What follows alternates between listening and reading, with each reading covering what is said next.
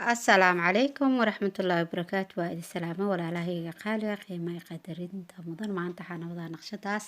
cilaanka yarka ee aadka u fudud basiit waaye saad ugu caajisininana boobsiis yaraan igu soo furay cilaanka aad u yaryahay waa halkaas flower iyo caleemo yar oo ka kooban yahay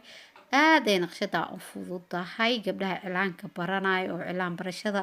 ku cusub tahay si fudud way saari karaan mar walba waxaa jeclahay inaan ii soo geliyo naqshadaha aadka u fudud ee basiidka ah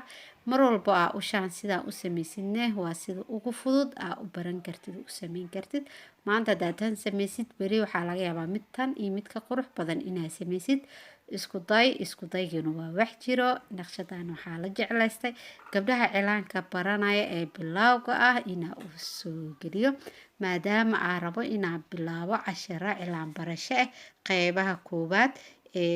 oo soo geliya maalin walba gacan oo flower yar la saaraya inay soo geli doonaa insha allah cashir taxanaa maalin walba soo gelinayo noqon doonaa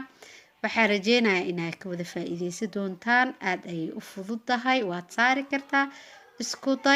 day baa wax jira waa ku mahadsantahay sida quruxda badan aa ila socota like share comment subscribe kan waa xaqiin waxay talay tusaalaane xagga commentiga waxaan iga tagay sidaas iyo nabadgelyo assalaamu calaykum waraxmatullaahi wabarakaatu